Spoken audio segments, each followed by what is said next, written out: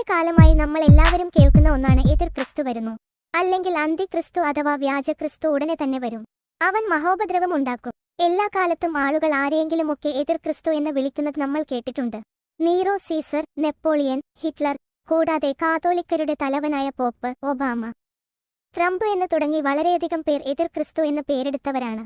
എതിർ ക്രിസ്തു യാഹുഷയുടെ പ്രധാന എതിരാളിയാണെന്നും അവൻ ആദ്യം സമാധാനം സ്ഥാപിക്കുകയും ദേവാലയം പണിയുകയും ബലിയർപ്പിക്കുകയും പിന്നീട് ദൈവത്തിനെതിരെ ദൂഷണം പറയുകയും അനേകം വിശുദ്ധരെ കൊല്ലുകയും അത്ഭുതങ്ങളും അടയാളങ്ങളും പ്രവർത്തിക്കുകയും ചെയ്യും എന്ന് ചിലർ അവകാശപ്പെടുന്നു. എന്നാൽ മറ്റു ചിലർ പറയുന്നത് സാത്താനാണ് എതിർ ക്രിസ്തുവെന്നു. എതിർ ക്രിസ്തുവിനെപ്പറ്റി യോഹന്നാൻ വ്യക്തമായി പറയുന്നുണ്ട്. എങ്കിലും ആളുകളെല്ലാം ഇക്കാര്യങ്ങൾ വായിക്കാതെ തങ്ങൾക്കു തോന്നിയ പോലെയാണ് വിലയിരുത്തുന്നത്. സത്യത്തിൽ എതിർ ക്രിസ്തു ആരാണ്, എന്താണ് എന്ന് നമുക്ക് നോക്കാം.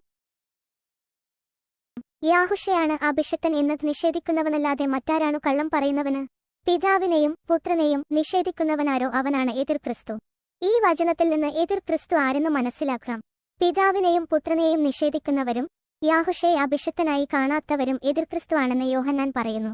ഇനി എതിർ ക്രിസ്തു വന്നോ അതോ വരാനിരിക്കുന്നവനാണോ എന്നത് നോക്കാം. യാഹുഷയെ ഏറ്റുപറയാത്ത ആത്മാവ് ദൈവത്തിൽ നിന്നല്ല, വരാനിരിക്കുന്നു എന്ന് നിങ്ങൾ കേട്ടിട്ടുള്ള എതിർ ക്രിസ്തുവിന്റെ ആത്മാവാണത്. ഇപ്പോൾ തന്നെ അത് ലോകത്തിലുണ്ട്. കുഞ്ഞുങ്ങളെ, ഇത് അവസാന മണിക്കൂറാണ്. എതിർ ക്രിസ്തു വരുന്നു എന്ന് നിങ്ങൾ കേട്ടിട്ടുണ്ടല്ലോ. ഇപ്പോൾ തന്നെ അനേകം എതിർ ക്രിസ്തുമാര് പ്രത്യക്ഷപ്പെട്ടിട്ടുണ്ട്. ആയതിനാൽ ഇത് അവസാന മണിക്കൂറാണെന്ന് അതിൽ നിന്ന് നമുക്കറിയാം. അവര് നമ്മുടെ കൂട്ടത്തിൽ നിന്നാണ് പുറത്തുപോയത്. അവര് നമുക്കുള്ളവരായിരുന്നില്ല. നമുക്കുള്ളവരായിരുന്നെങ്കിൽ നമ്മോടുകൂടി നിൽക്കുമായിരുന്നു. എന്നാൽ അവരാരും നമുക്കുള്ളവരല്ലെന്ന് ഇങ്ങനെ തെളിഞ്ഞിരിക്കുന്നു. വളരെയധികം വഞ്ചകര് ലോകത്തിലേക്ക് ഇറങ്ങിയിട്ടുണ്ട്. യാഹുവ മനുഷ്യശരീരം ധരിച്ചു വന്നുവെന്ന് സമ്മതിക്കാത്തവരാണ് അവര്. ഇങ്ങനെയുള്ളവനാണ് വഞ്ചകനും അന്തിക്രിസ്തുവും. ഈ വചനങ്ങളിൽ നിന്നെല്ലാം എതിർ ക്രിസ്തു കുറെ കാലം മുന്നേ തന്നെ വന്നുവെന്നും അത് കേവലം ഒരു വ്യക്തിയല്ല. യാഹുവ മനുഷ്യശരീരം ധരിച്ചു ഭൂമിയിൽ വന്നുവെന്ന് സമ്മതിക്കാത്തവരെല്ലാം എതിർ ക്രിസ്തുമാരാണെന്നും യോഹന്നാൻ പറയുന്നു. ഇതിനേക്കാളെല്ലാം ഉപരി അനേകം വർഷങ്ങൾക്ക് മുന്നേ തന്നെ ഇത് അവസാന മണിക്കൂറാണെന്ന് ആ വിശുദ്ധൻ വ്യക്തമാക്കുന്നുണ്ട്.